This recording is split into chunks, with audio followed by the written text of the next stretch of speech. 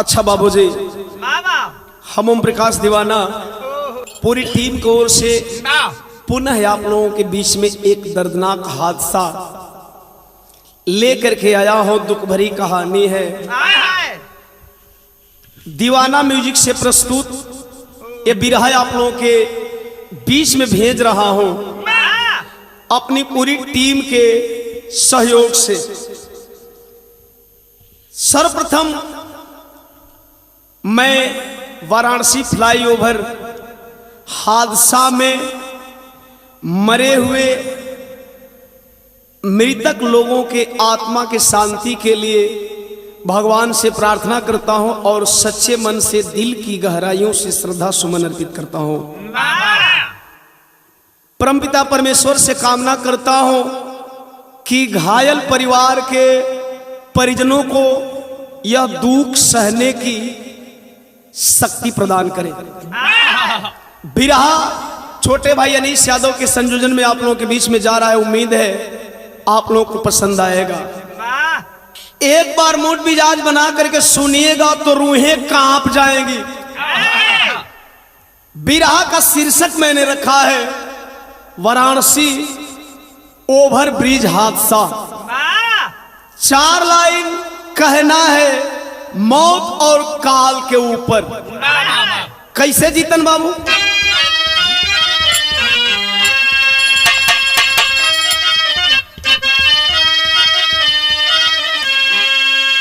क्या पता मौत कब और कहां आएगी, जिंदगी का है कोई भरोसा नहीं। काल के गाल में कौन कब जाएगा,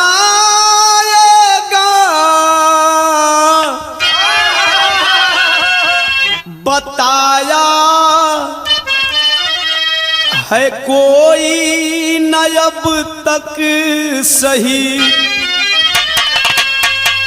लाखों अरमान ले दिल में सुबह जो चले, क्या पता था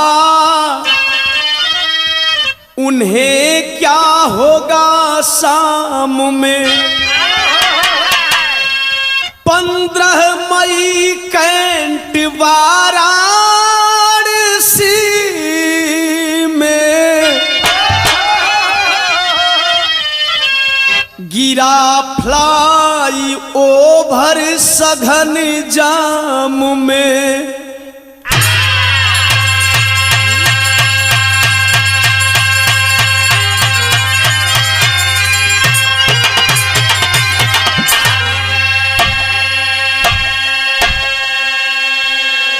अरे बाबू, इस हादसा को देखते हुए मैंने अपनी कलम से 2 लाइन लिखा। उपेंद्र भैया आई तो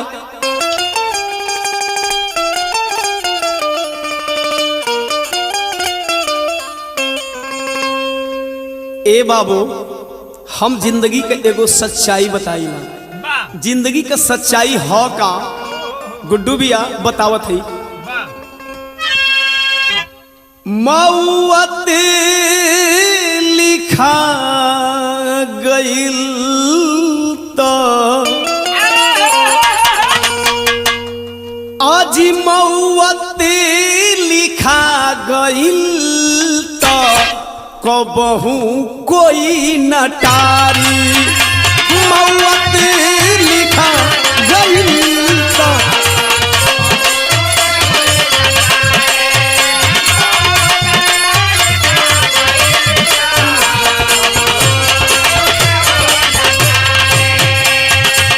निर्बल सबल ज्ञानिया ज्ञानी, निर्बल सबल ज्ञानिया ज्ञानी, राजा रंग बिहारी। मौत लिखा गइल तो कबहू कोई न टारी। मौत लिखा गइल गईल तो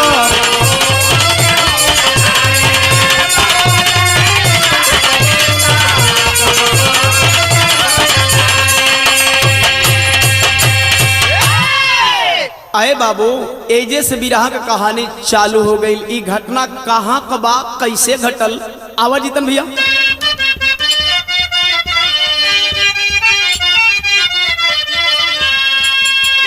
कि उत्तर प्रदेश में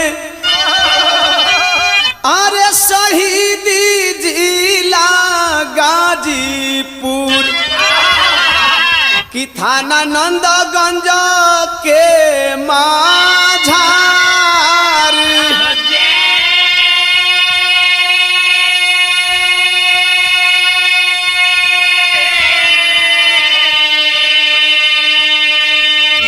गौआ सहेड़ी के खुशहाल राम हेड मास्टर साहेब की बाटे खुशहाल परिवार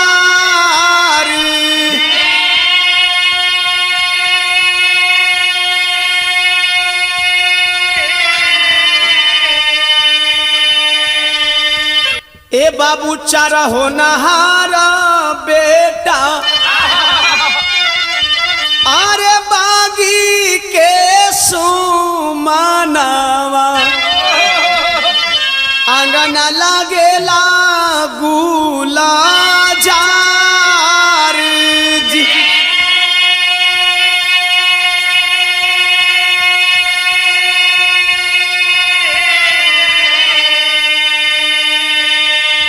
सुबचन संजय ब्रिज अरे राजा साना तो सरहले कि लालती देवी के गोदी के दुलार जी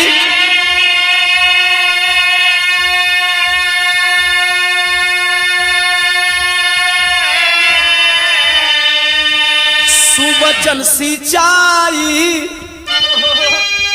अरे विभाग के नौकरिया में संजय ब्लड कैंसर से लाचार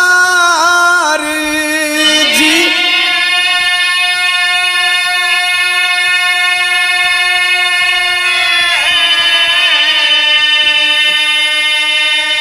आए बाबू हिंदुस्तान के सबसे बड़े प्रदेश उत्तर प्रदेश के अंदर शहीदी धरती शहीदी जिला गाजीपुर गाजीपुर के अंतर्गत मशहूर थाना नंदगंज और नंदगंज के अंतर्गत सहेड़ी गांव सहेड़ी गांव का एक सुखी संपन्न परिवार गार्जियन खुशहाल राम हेडमास्टर साहब रिटायर हेडमास्टर थे जो कि फतुल्लापुर के विद्यालय से रिटायर हुए थे।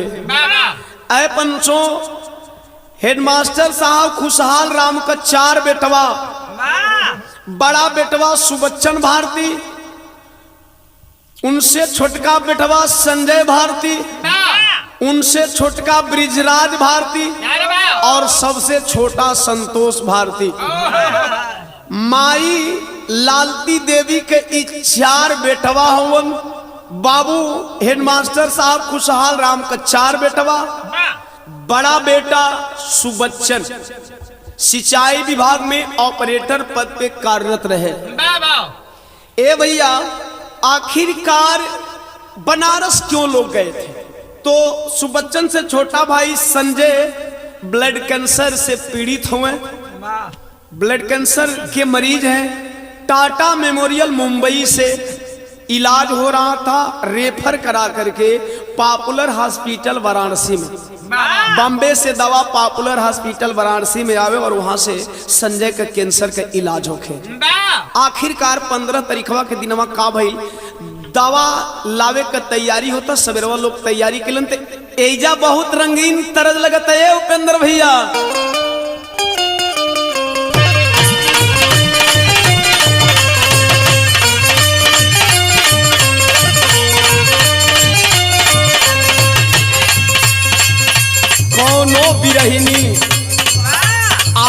बिरह बतावे ए उपेंद्र भैया का बतावतिया कहे अरे पिया परदेसी भइले छोड़ के अकेले गइले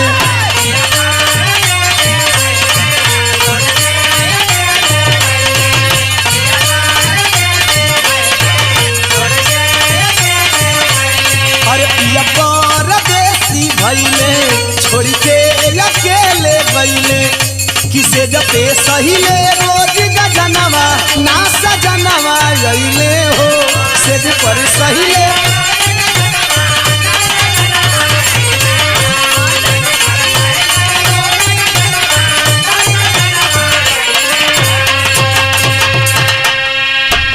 लेकिन दे बाबू भयल का 15 मई के दिनवा पापा साथे दूनो बिरनवा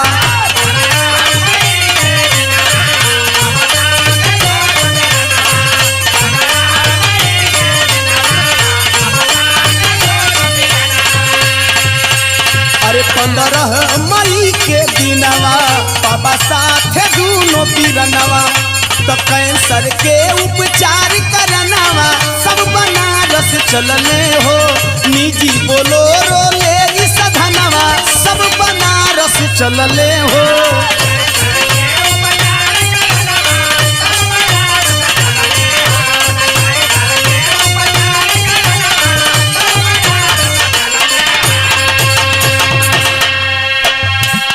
कौन कौन लोग चले अरे संजय सुबचन बड़का बीरनवा पापा संगे खुशहाल दी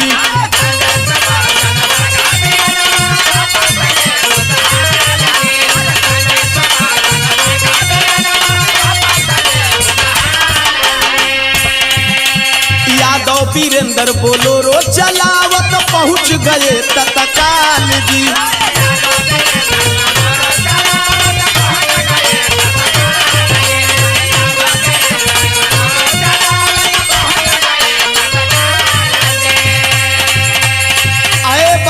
संजय कैंसर का मरीज बड़ा बेटा सुबच्चन भारती और पापा रिटायर्ड हेडमास्टर खुशहाल राम जी के साथ निजी बोलोरो से मित्र जो गाड़ी चला रहे थे मुढ़वल के वीरेंद्र यादव पहुंचे हैं बनारस लेकर के वहां दवा वापस हो रहे तो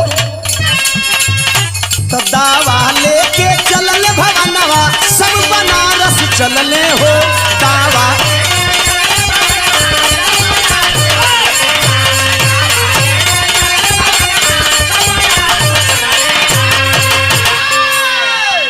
चल दिए हॉस्पिटल से पॉपुलर हॉस्पिटल से घर के लिए चले हैं शाम हो गई संजय अपनी दुल्हन सरोजा को फोन लगाते हैं और फोनवा पर एगो बात कही गई ए भैया जीतम तोहरे लायक गीत बा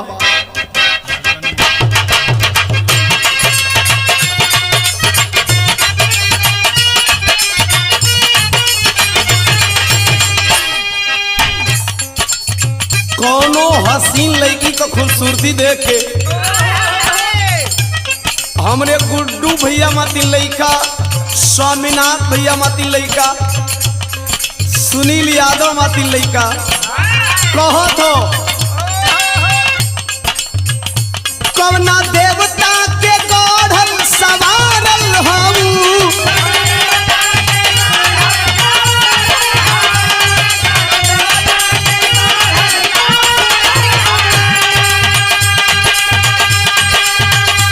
हमारे खातिर जमीन पर उतारल हम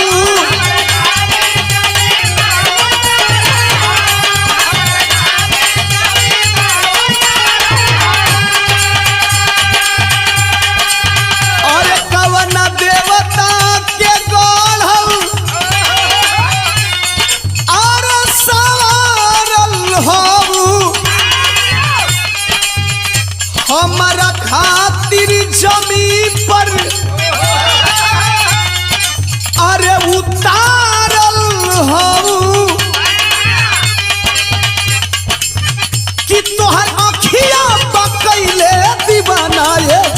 बाड़ू अनमोल हो बाड़ू अनमोल ऐसन खजाना तोहर जोड़ा ना दूसर जनाना ये जाना।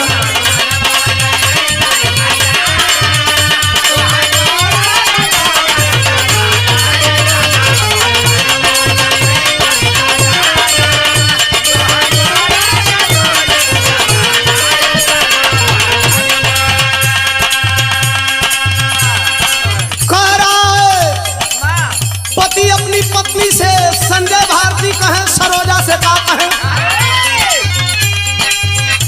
दावा मिली गोइल बा घरे आवत बानी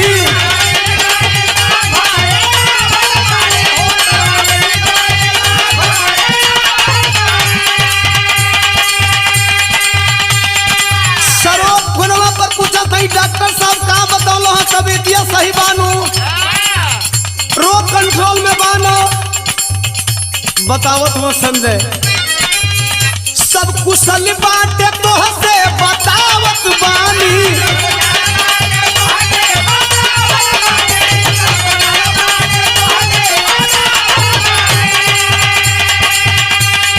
ए सरोज सब सही बा घबरा मत लेकिन भूख लागल बा हॉस्पिटलवा से निकल गए बनी एगो बात सुन तू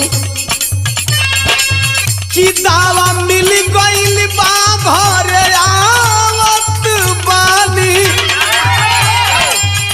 सब कुशल बाटे तोह से बतावत बानी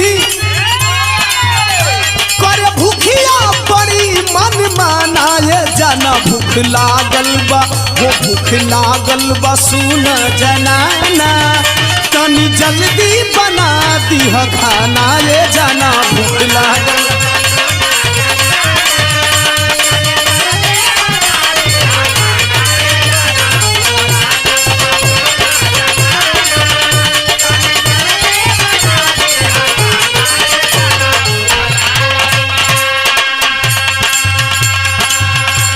ए बाबू इतना बताने के बाद संजय करते क्या है अरे ये तना बता के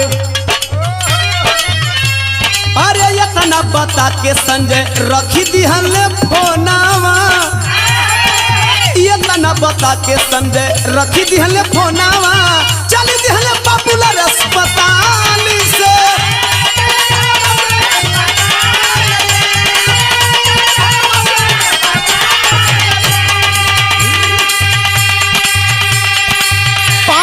बज के 40 मिनट शाम के समैया कंठ पर पहुंचले धीमी चाल से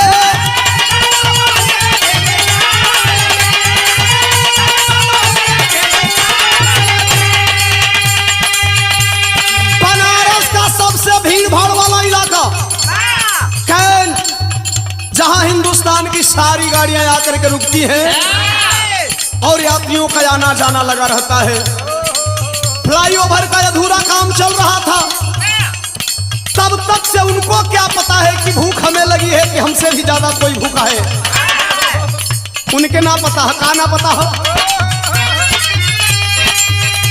का पता उनसे ज्यादा भूखल कालबा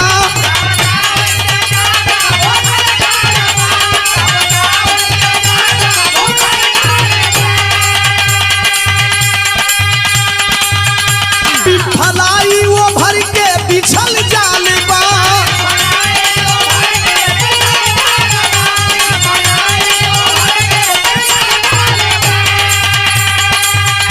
का पता उनसे ज्यादा भूखल काल बा अरे भलाई वो भर के बिछल जाल बा जाम में बंद बाया न जाना ये जाना भूख लागल बा वो भूख लागल बा सुन जनाना तनी जल्दी बना दीह खाना ये जाना भूख लागल बा।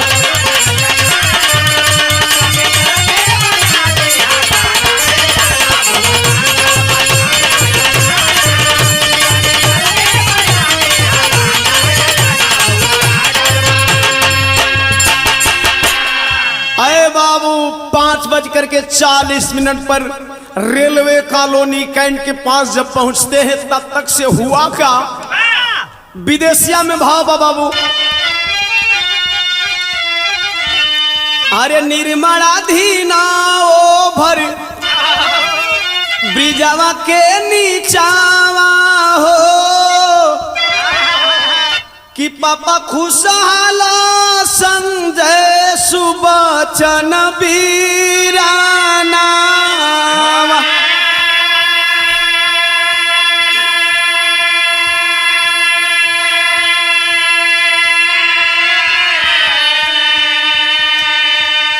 बोलेरो चलावत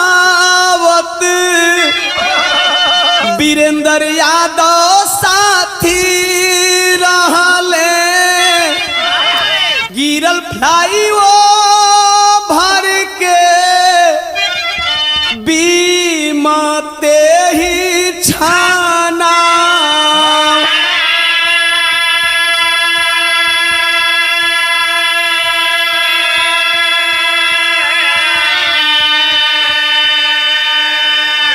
पापा साथे दोनों भाई ए बाबू दबले वीरेंद्र यादव,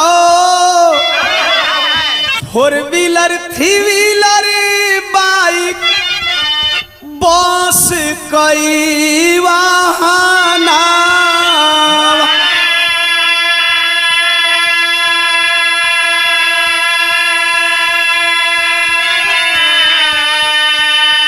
अरे कच्ची खची ताकार पाल भर में सुनाए लागल कि झपकद पलकिया अरे गईल कोई जाना।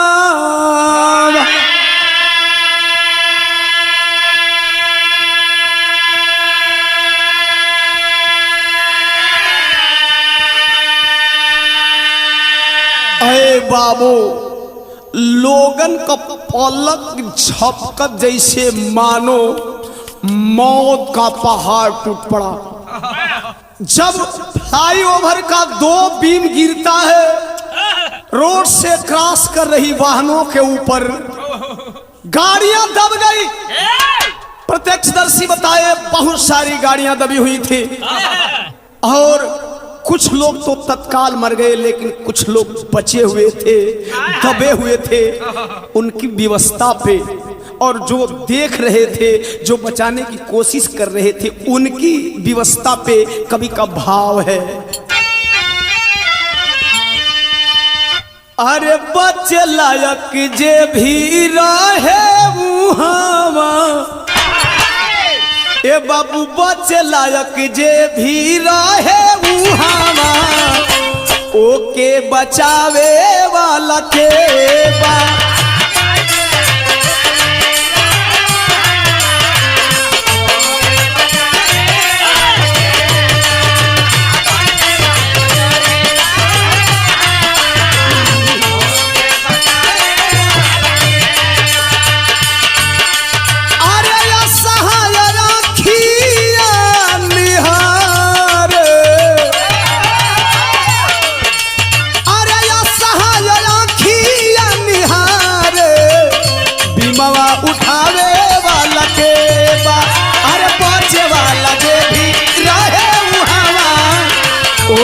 बचावे वाला के बा।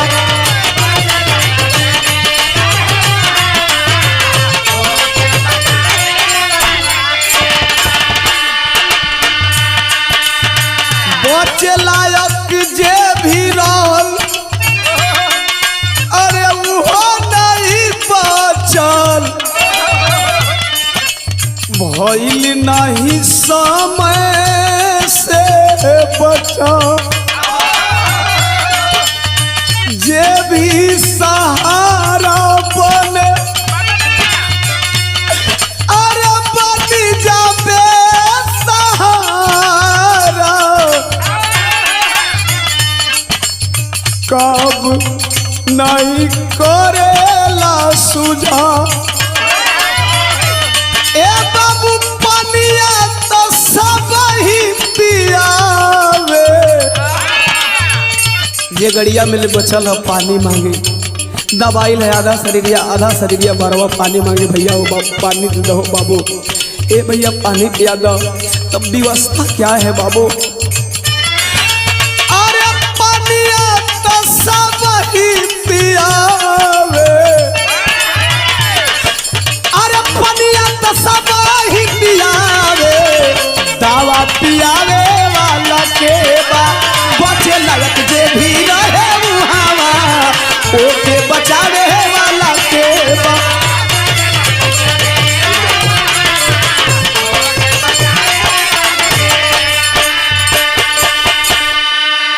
क्या व्यवस्था थी? अगर इंसानियत है दिल के अंदर तो रूहें कांप जाएगी, आंखें छलछला जाएगी। जरा जान ले, दबे हुए लोग 540 पे लोग फ्लाई ओवर के बीम से दबते हैं। बचाव कार्य कब चालू हुआ? राहत कार्य कब चालू हुआ? 6:34 पर एनडीआरएफ की टीम आती है। 6:38 पर 8 क्रेन आई। 6:47 पर एडीजी पहुंचे। 7:21 पर सेना पहुंची। 9:05 पर फंसे हुए लोग निकाले गए। अरे पंचों, इतना ही नहीं, 9:12 पर डीएम पहुंचे वहां रात्रि को, और 9:16 की रात्रि पर डिप्टी सीएम उप मुख्यमंत्री केशव प्रसाद मौर्य पहुंचे। बताया गया कुछ लोग बचाव कार्य में लगे थे, तो वहां कुछ लोग, कुछ दरिंदे प्रत्यक्षदर्शियों के द्वारा सबूत मिला कि फंसे हुए लोगों का, मरे हुए लोगों के गले से चैन छीन रहे थे, ऐ पंचों पर्स निकाल रहे थे। इतना ही नहीं, वहाँ कुछ हमारे युवा साथी जो डिजिटल युग के बड़ा जाने माने लोग हैं, मोबाइल से मृतक लोगों के साथ सेल्फी ले रहे थे। किसी की दुनिया उजड़ गई, किसी की दुनिया उजड़ गई, और किसी के लिए तमाशा बना हुआ था, किसी के लिए लूटने का जगह बना हुआ था।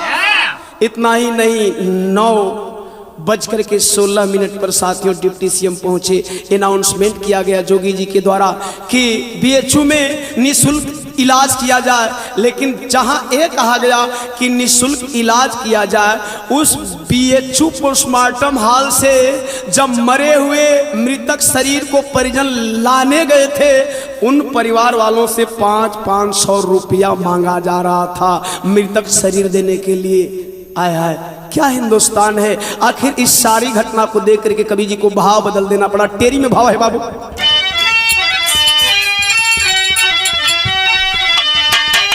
ए भैया काशी के वासी गम में रो पड़े। अरे तो काशी के वासी गम में रो पड़े। बाबा विश्वनाथ ना कटले गर के फांसी।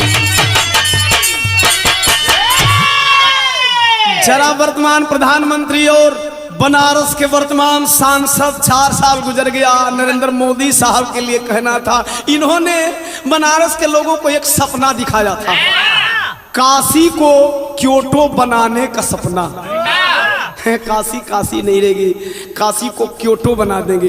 काशी को क्योटो बनाने का सपना मोदी दिखाए थे चुनाव में।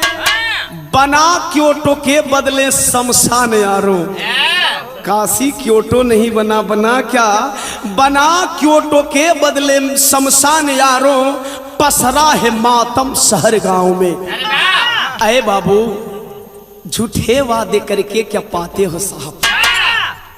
पीएम साहब, आप देश के सबसे बड़े जिम्मेवार नागरिक हैं, आप क्यों झूठा वादा करते हैं पब्लिक से? झूठे वादे करके क्या पाते हो साहब? अरे जनता को मूर्ख बनाते हो साहब। झूठे वादे करके क्या पाते हो साहब? जनता को मूर्ख बनाते हो साहब। क्या है कसूर इस भोली भाली जनता का? क्या है कसूर इस भोली भाली जनता का? अरे खूनों का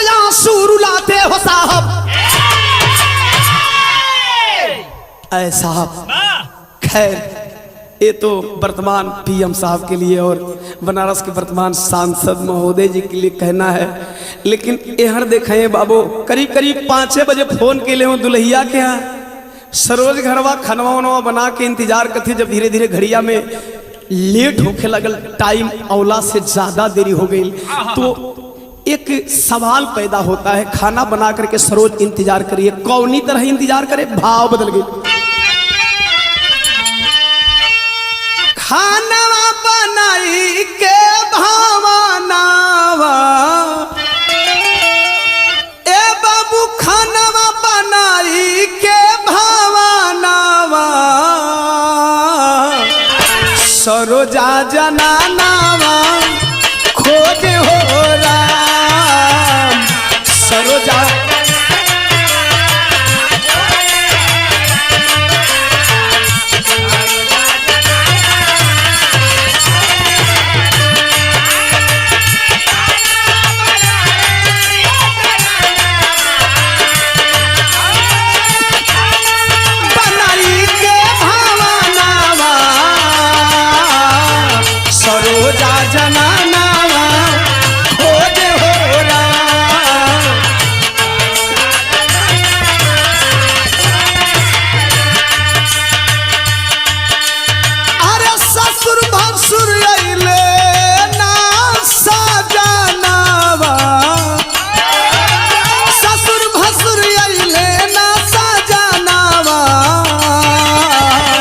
सरोजा जनानावा खोज हो रहा।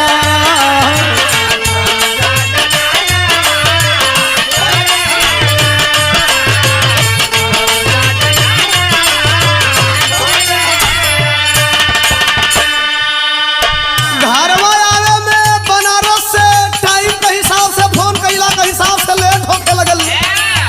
सरोज संजय का दुल्हन घबरात है खनवा बना के, तबले सोशल मीडिया वाले, फेसबुक वाले, व्हाट्सएप वाले साथी धीरे धीरे व्हाट्सएप से बनारस की इस घटना को पहुंचा रहे थे अपने साथियों के पास, जिसका संबंध जिससे था। पॉलिटेक्निक की तैयारी कर रहा था विनीत, जब व्हाट्सएप पे अपने दोस्त के द्वारा मोबाइल पे मैसेज देखा है, मन घबराने लगा। यह परिवार खोजत बा, ओहर विनीत फोन लगावे लगल। कहाँ फोनवा लगावे? व्हाट्सएप पे विनीत के मिलल जानकारी,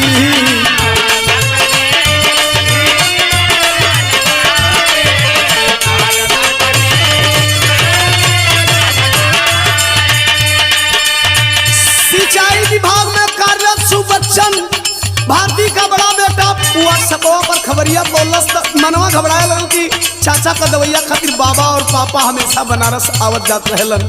आखिर बात का बतानी पता करी तो पापा चाचा पे फोन मिलावे बारी बारी,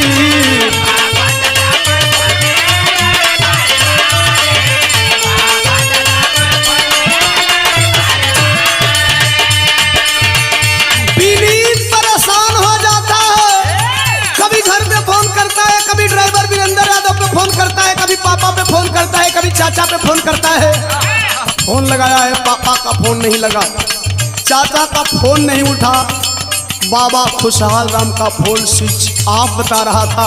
फिर बाबा पर लगा तो एक औरत बोली।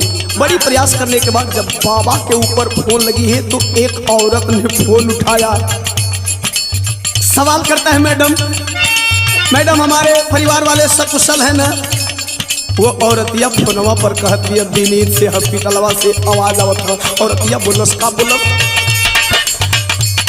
अरे बचल नहीं खे कोई के परनावा,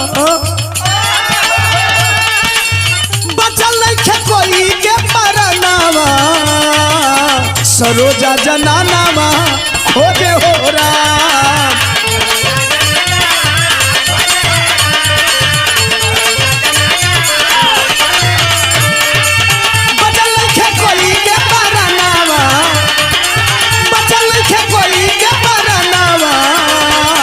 सरोजा जनानावा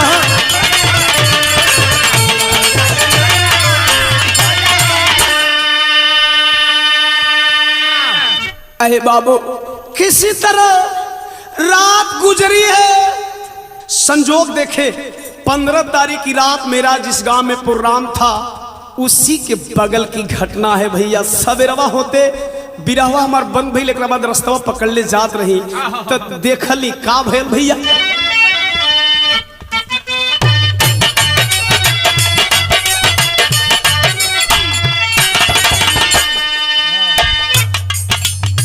होते बिहाने 4 लाश एम्बुलेंसावा से पहुंचल शहरी के माझार जी। जब शहरी गांव के करीब एम्बुलेंस से लाश पहुंची है 4 लोगों की, तो जिला जवार रोवे धरती गगनावा, धरती गगनावा का रोवेला पूरा परिवार जी।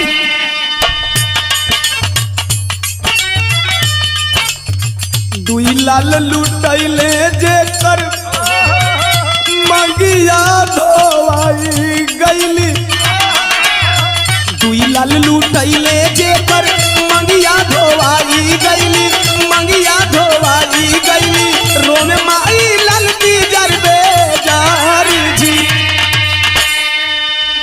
ऐ बाबू हेडमास्टर साहब खुशहाल राम इस दुनिया के छोड़लन, लालती देवी का मंगिया धोआ गईलो, संगवे मंगिया धोआई, संगवे दुगो लाल छिना गईलन।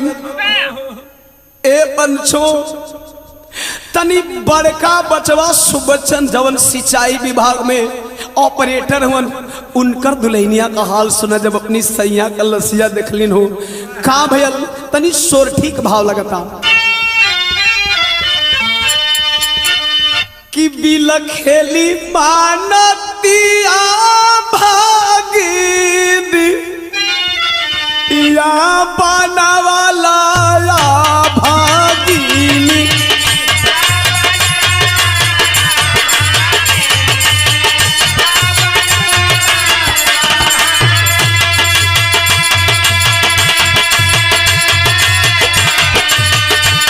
बिलखेली मानती आभागिनी या बनावाला या भागिनी।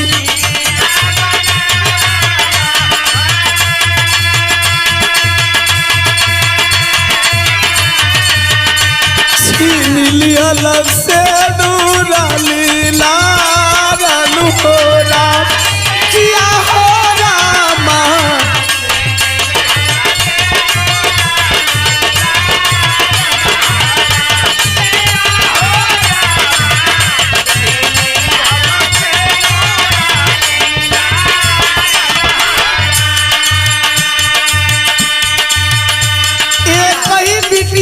सुबचन राम के और मानकी देवी का 2 बचवा रोवे अपनी पापा का लसिया पर लोट लोट के कौली तरह से रोवे। रोवे ताजी तुअरी तुअरा भी नित नीले सरोवे भी।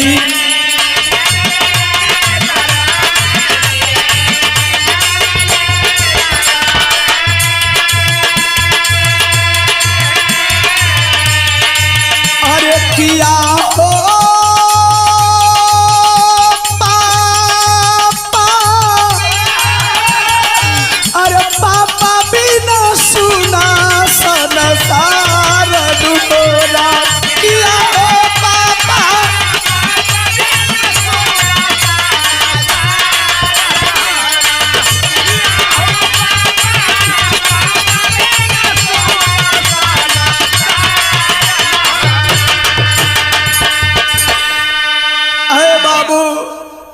बचवा दोनों बिटिया रोवे हो, लेकिन 2 गो छोटका भैया रोत हो जौना दोनों भैया को दोनों बड़का भैया सहारा रहलन।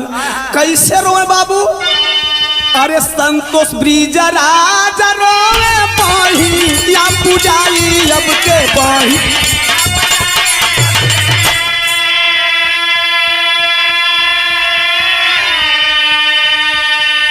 किया हो भैया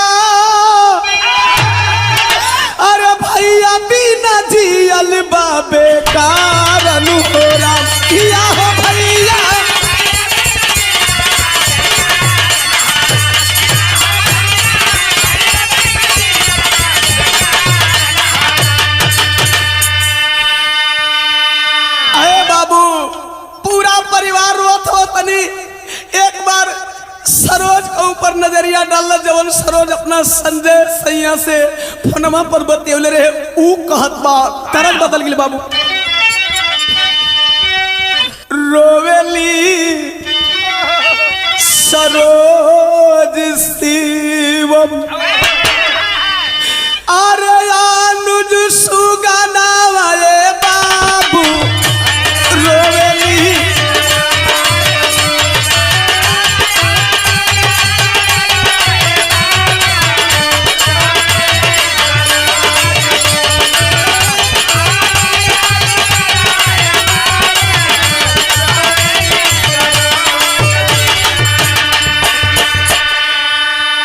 संजय का दुल्हन सरोज दूगो बचवावन शिवम और अनुज रोवत कौनी तरह से रोवे। और हमान के छोड़ी गइल कावन करनवा ए बाबू। सरोज सवाल करत बल्लसिया पर लोट लोट के साहब कैंसर से जीत के सैया हारी गइल काल से।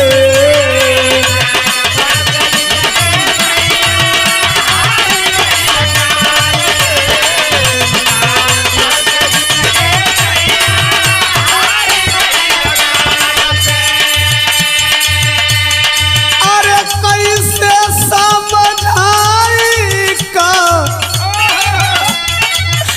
कैसे समझाई का बताई दोनों लाल से बताई दोनों लाल से।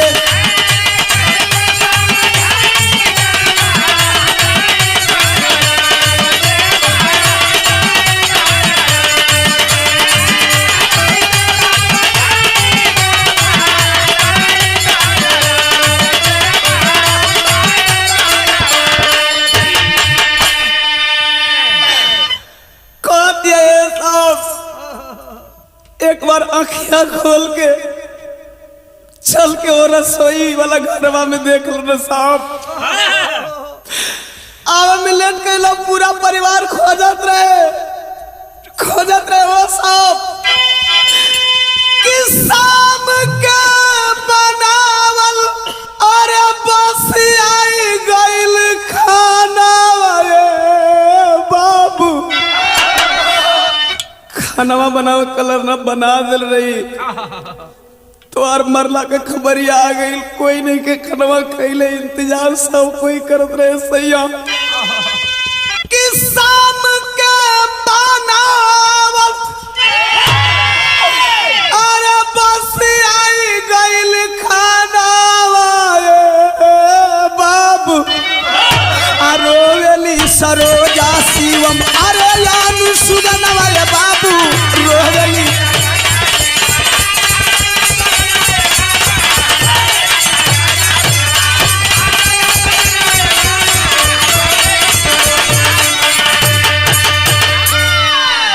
अहे बाबू मास्टर साहब को पूरा परिवार रोवत हो।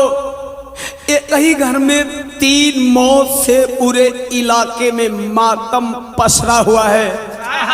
बतौली जवना गौआ बिरहवा गावत रही 15 तारीख की रतिया में ए बाबू मुड़वल पतुल्लापुर में सवेरवा जब एक लाश वीरेंद्र यादव की मुढ़वल में आती है तो मुढ़वल के लोग कौनी तरह से गमगीन हो गईलन। जरा आल्हा में भाव लगल कि जवाना गावे गावत तरहली रात में बिरहावा।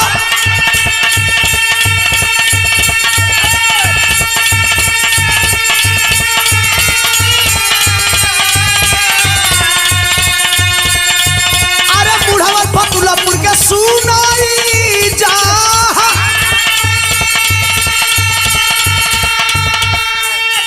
अरे बाबू का भयल मुढ़ावल में पहुंचल जब वीरेंद्र वाली लसिया।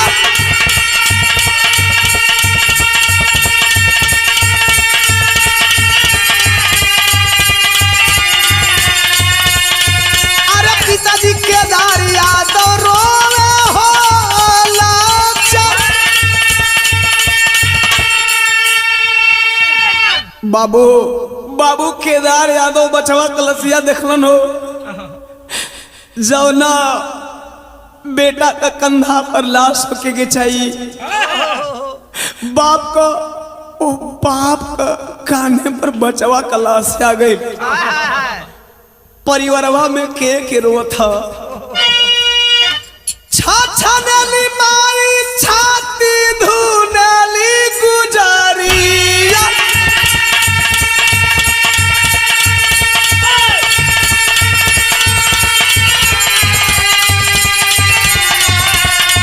अरे बेटा बेटी हिनिया रोले ले आंसू।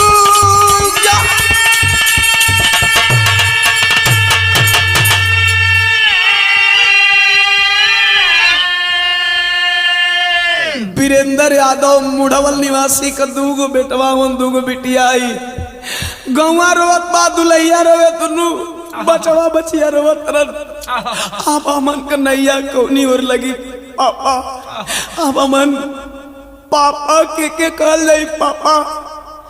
गांव के लोग धीरज बनावे, पिता केदार यादव के जायदा होनहारी हो करेला जौन होनी बा, जौन विधि का विधान बा। बाप फक गया, केदार यादव रो करके एक बात कहते, ये होनी नहीं है साहब, है क्या? विधि का विधान के ना दोष बाटे कावान,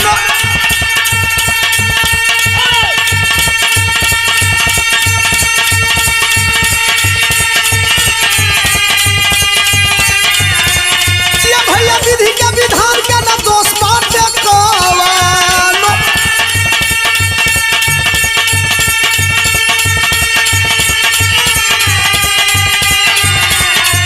अरे घटना के दोषी बाटे योगी सारा,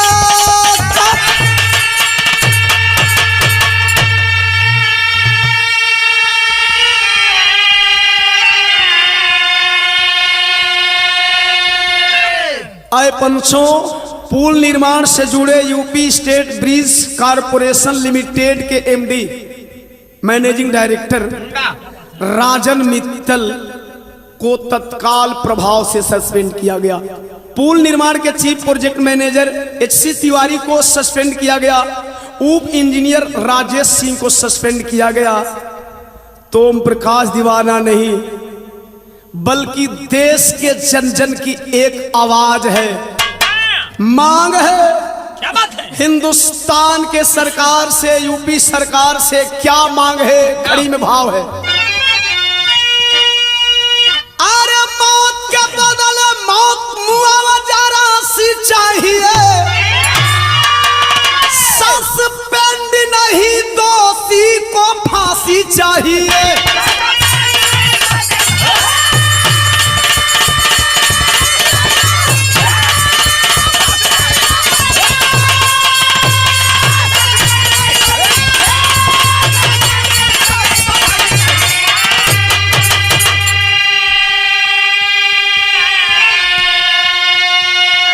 सस्पेंशन से काम चलने वाला नहीं है। आए दिन लापरवाही बरती जा रही है। गोरखपुर में 67 मासूम बच्चे मर गए, सस्पेंड कर दोगे फिर बहाल कर दोगे। तो मैं कहता हूं कि दोषी को कड़ी से कड़ी सजा दो, बल्कि अगर जिसकी जिम्मेवारी बनती है, जिसकी गलती है, उसे सस्पेंड मत करो, सीधे फांसी दे दो। कि आने वाले समय में ऐसी गलत दोहराने से लोगों की रूहें कांप जाए। और क्या, बेगुनाह की जान गई, घायल हुए 50, लगभग मरे 18 लोग। जोगी जी बताए खास, जोगी जी ने कहा लगभग 18 लोग मरे, 50 लोग लगभग घायल हुए। लेकिन वहां के प्रत्यक्षदर्शियों का कहना है कि 2 बीम के गिरने से लगभग 100 से ऊपर लोग मरे होंगे। तो एक बात मेरा कहना है जोगी जी से, और आए दिन हिंदुस्तान में जो भी घटना होता है, मीडिया न्यूज चैनल वाले से, सरकारी दफ्तर के ऑफिसरों से जो मौत की पुष्टि करते हैं, उनसे कहना है कि अरे तो गलत है यह जानकारी, अच्छी खासी चाहिए। ये जानकारी गलत है। प्रत्यक्षदर्शी बता रहे हैं 100 और सरकारी पुष्टि की यार ये केवल 18। अच्छा ये घटना क्यों होता है? दोषी कौन है भैया?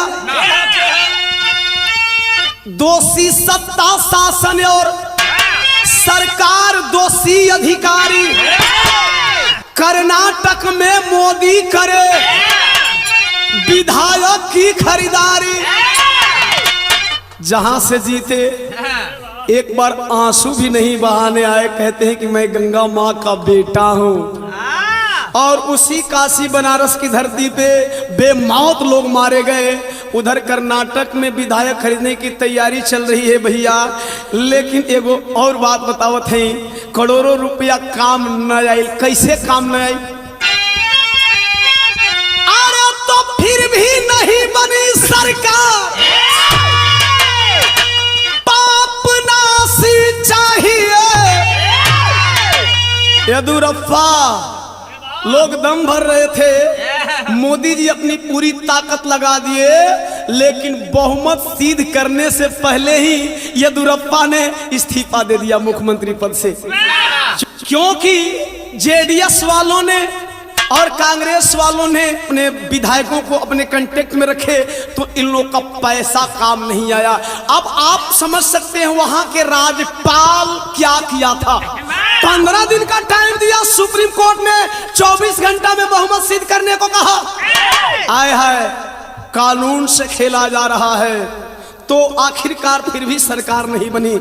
अब बता देते हैं इन ऑफिसरों के ऊपर एक लाइन कहना है।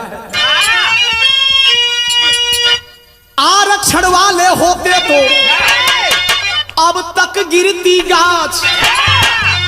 पुल निर्माण से जुड़े UP state bridge corporation limited के एमडी राजन मित्तल बनिया, पुल निर्माण के chief project manager HC Tiwari पंडित, उप इंजीनियर राजेश सिंह ठाकुर। अगर यही आरक्षण वाले होते तो देश की जनता भी और देश की सरकार भी कहती है कि आरक्षण वाले थे इसलिए वो पुल का बीम गिर गया। तो एक लाइन कहना है, आरक्षण वाले होते तो अब तक गिरती गाछ। अरे राजन मित्तल सी तिवारी, राजेश सिंह जनरल के नाच। तो मेरा कहना है अब हिंदुस्तान को क्या चाहिए? अरे ठाकुर ब्राह्मण बनिया नहीं, यादव चमार पासी चाहिए। सस्पेंड नहीं, दोषी को फांसी चाहिए।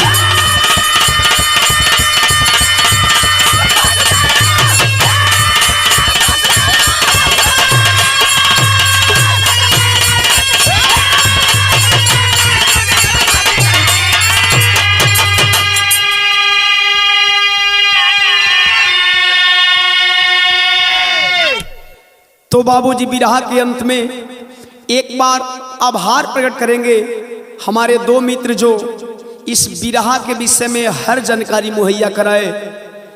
फेसबुक प्रमोटर हमारे सम्राट मुकेश यादव भैया और बिरहा की एक एक बात की जानकारी जिन्होंने दिया हमारे बड़े भैया धनेश मास्टर साहब जो हारमोनियम के बहुत अच्छे प्लेयर हैं। साथ ही साथ बड़े भैया स्वामीनाथ यादव जी, शंभू यादव जी और अपने बड़े भैया गुड्डू जी का आभार प्रकट करना चाहता हूं जिन्होंने बिरहा को बखूबी रिकॉर्ड किया।